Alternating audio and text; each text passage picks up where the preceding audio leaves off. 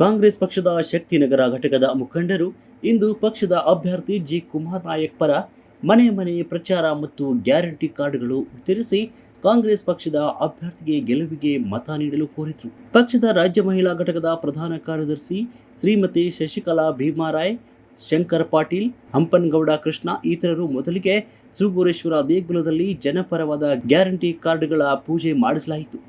ಪ್ರತಿ ಮನೆಗೆ ತೆರಳಿ ಕೇಂದ್ರದಲ್ಲಿ ಕಾಂಗ್ರೆಸ್ ಅಧಿಕಾರಕ್ಕೆ ಬಂದರೆ ಬಡ ಮಹಿಳೆಯರ ಖಾತೆಗೆ 1 ಲಕ್ಷ ಪಾವತಿಸಲಾಗುತ್ತದೆ. ಉದ್ಯೋಗ ಖಾತ್ರಿ ವೇತನ ಹೆಚ್ಚಳ, ಓದಿದವರಿಗೆ ಉದ್ಯೋಗ ಸೃಷ್ಟಿ ಮಾಡಲಾಗುತ್ತೆ.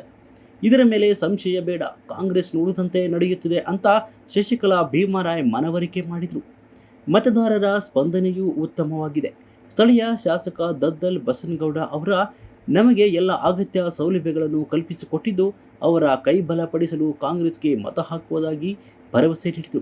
ಈ ಸಂದರ್ಭದಲ್ಲಿ ಶಂಕರಯ್ಯ ತಾತ, ಮಲ್ಲಪ್ಪ ಧಣಿ, ಸಿ ಸುರೇಶ್, ಟಿ ಸುಗಪ್ಪ, ಜೆವಿಎಲ್ ರೆಡ್ಡಿ, ರಮೇಶ್ ಭಂಗಿ, ಶಾಂತು, ವೀರೇಶ್, ರೇಣುಕಾ, ನರಸಪ್ಪ ಯದ್ಲಾಪುರ್, ಭೀಮಣ್ಣ ಇತರರು ಹಾಜರಿದ್ದರು.